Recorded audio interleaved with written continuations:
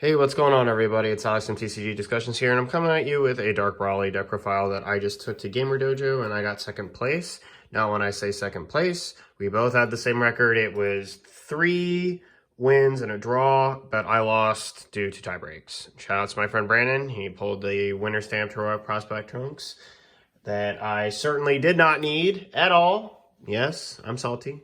I'll admit it. But also, it's really good to see my boy back at the top and winning a tournament with Control Sin. He's been working on that deck for weeks, and he's really come a long way with it. So, shout out to him. And I wanted to give you guys this deck profile because it technically was undefeated, and it's also my fault because I could have actually won my game one if I was just more aggressive, and I just wasn't. So. Sometimes it happens when you're in an unfamiliar matchup, and I'll talk about my matchups at the end. So I'm going to quickly go through the deck profile. I'm going to stop at the changes where some stuff needs to be explained or there's a difference in the deck from what I've had before. This is a 52 card list instead of 50, and there's definitely some changes, and I'll talk about them when I get there. So Dark Brawly, don't need to talk about the leader. But something that we do need to talk about is 4, and 4. This is fantastic, and I feel really good about this ratio, especially since Marcel Russell just basically said that these cards are excellent at 4 due to consistency, and I can't help but agree more. I've been talking about these cards being at 4 of especially Toa, Union of Magic and Science. It's bonkers in the deck. It's insane. So I feel really affirmed. Not that he saw what I posted and then decided that. He obviously came to that on his own, but when I made my early iterations of this deck, I was talking about how insane it is that these cards be at 4. So it was really affirming to see that, and it's something I'm going to continue to play going forward with this deck. So there's those cards. 4 of what is got to be the most obvious and obligatory 4, 4, and 4. Now these cards are amazing, and I actually kind of want to talk about it real quick, and I'll put the 7 drops up here. We still play it at 2. Slide that down real quick. We still play this at 2, but it's really imperative that I talk to you. I just want to reinforce something that I have previously talked about, why you don't play any of these 3 cards at 3. Okay, or less. Like people playing this at 2, just basically no, don't do it. And let me explain why. So let's take one away, and let's say you draw 2. This happens from time to time. It's whatever. This could apply to any of these, right? It could be any one of these cards. You draw 2. So what happens here? You charge 1, and then if you need to play one out of the deck, and this card over here is lifed, you have a problem. You have a really big problem, because that basically limits the number of cards you could have. Now, here's the thing. Let's say I draw 2, 1 in deck, 1 in life. Guess what I have? 2 energy. And that's really good. Like, that's a really positive way of looking at that scenario. Because after you see one of these, the other ones in your life, you're going to be able to see 2 if you really need to see 2, but I don't know why you would need to see 2. And that applies to all 3 of these cards, and I think that is something that I should reinforce from my previous videos, and again, something Marcel Russell talked about about consistency. So if we're talking about consistency, why are we playing this card at 2? Doesn't that seem antithetical? Well, no, and I will talk about my reasoning for this, because we play 4 of this card. Now, this card's primary purpose is for Heartfelt Plea. Now, I am totally aware of how good this card is. It is a Trishul effect that will burn your opponent if they do not warp everything from the condition of hand, field, or drop area. Totally fair. The question, though, becomes, is that a good use of my 2 energy? Because of 2 things. To play this card, I have to get rid of one of my cards instead of adding an additional card. Now, he stands, and if the Brawly you evolved on top of you didn't play this turn, you can play another one. Fair. So you might be able to even out. You can even increase the attacks. Totally fair. But there is another glaring problem about this, that this card is not always effective. So let's say that you run into a scenario where your opponent like doesn't have a battle card and them critting a life and them losing one card from the drop, which most of the time is irrelevant, and a card from their hand. It just doesn't get the job done, right? Especially since in the scenario that I just outlined, Uncontrollable Berserker does that on his own and he can be played for no energy. Right, and at that point, if I play him for no energy and I play a Savage Rush and I play a blocker or, you know, I'm sorry, Realm Ravager is the one that warps from hand and drop areas. So Realm Ravager essentially does the same thing that this does. And if the only thing I'm really needing is to warp a card, there's another problem. And that is the card that they warp is their choice. If there are multiple cards on board, there is zero chance that the best card I want hit is going to be warped. So for 2 energy, you can do a lot, right? This card can be hyper impactful. But this card for 2 energy is way more impactful. So like, let me explain. On play, right, you are going to draw a card and then warp one of their battle cards. So that's just right off the bat. 2 of their cards, you get a card and they lose a card. And it's the card I want them to lose, which is really good. And then when you swing, they will lose a card from hand. So this card is going to put pressure on life, just like they would get the life to the hand, obviously, if this attack goes through, and they would be critting life with this. Yes, yes, yes, I understand. But also take into account that if this card lives, this card essentially then just completely outvalues this card for 2 energy.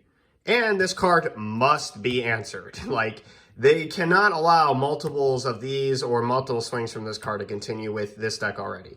Like, this card already swinging for bonker 30Ks and everything else is just a lot. So that is why I played this at 4 and this at 2.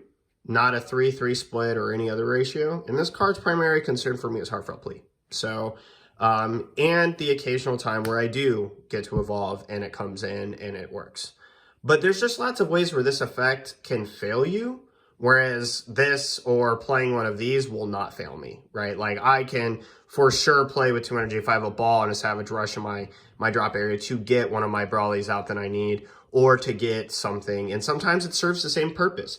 Like, for example, let's say that you can warp 3 cards. Yes, you are warping 3 cards. 1 from drop, 1 from hand, and 1 from the battle area. But again, I point to the battle area thing because they choose, right? Choose up to, your opponent may choose up to 1. So this matters because if they choose the cards that you don't want on the battle area, and the battle area is the most impactful thing, you just might as well play Uncontrolled Berserker. So that is my theory craft for why ratios here, and why I don't think it's antithetical. I think that's a really good reason. So next, moving on, we play 2 Heartfelt Plea. It's obligatory. We play 2 of it just to see it, even though I didn't see it one time. I didn't get to Heartfelt Plea one time. Gravy, Demigrals Throw, fantastic. It's a sweet spot play it at 2. And then we've got 4 Vegeta.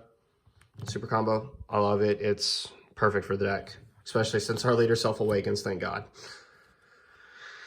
2 of the card I can't talk enough about. This card's insane. This card's actually more insane than I try to make it out to be. This card is dumb in this deck. So let me explain. So you negate an attack, and let's say, for example, if you guys can bear with me for a second, let's say that this is on board, which when I draw this to hands, again, depending on who I'm playing against, if I feel like I'm going to need to rely on this, if I feel the turn is coming or the game state's arriving in a position where I feel like I need this, I will play this card on board. So, like, let me explain.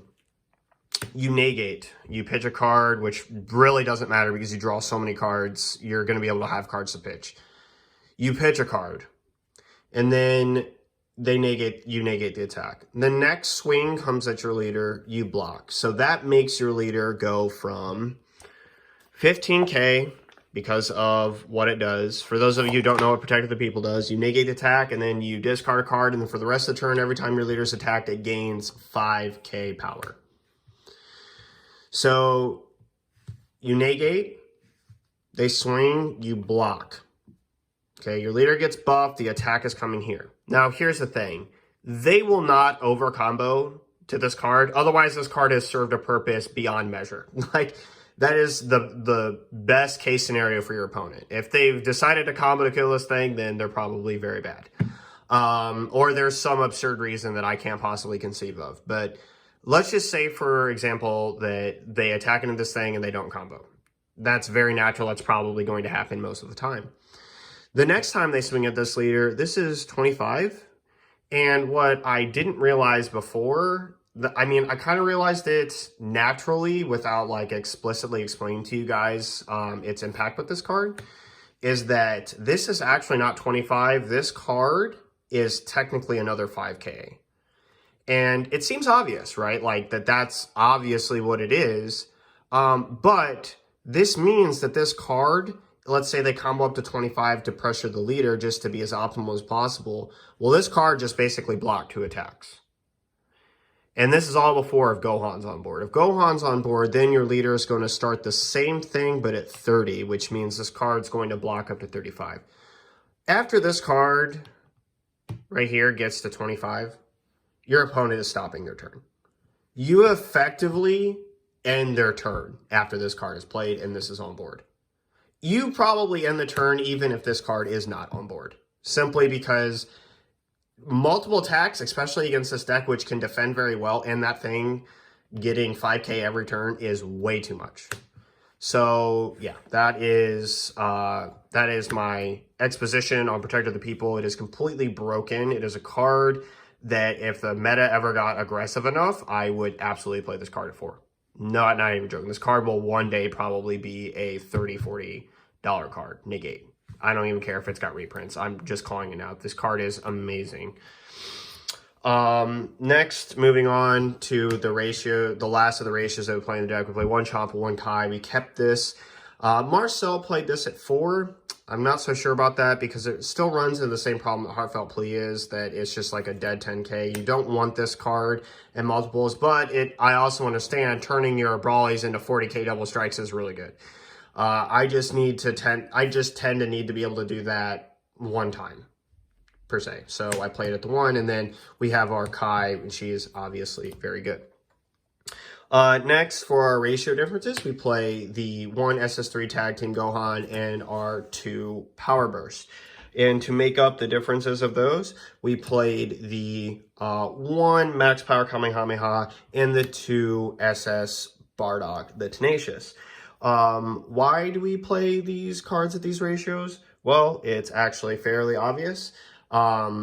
Because this card is really bonkers against aggression, and this card is really good at helping you remove tall cards, especially against Red Brawly, which Red Brawly is a thing at my locals.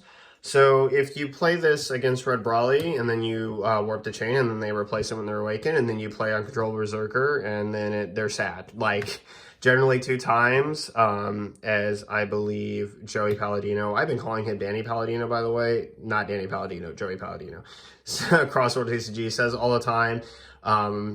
Basically, if you remove 2 chains in the same turn, Red Brawly is crying. So, and I believe that theory is very sound. And that comes even into more play with our next card, which is Secret Identity Masked Saiyan. This card completely overperformed. I can't talk about it enough. And in my final round against Turles, it just completely decimated him.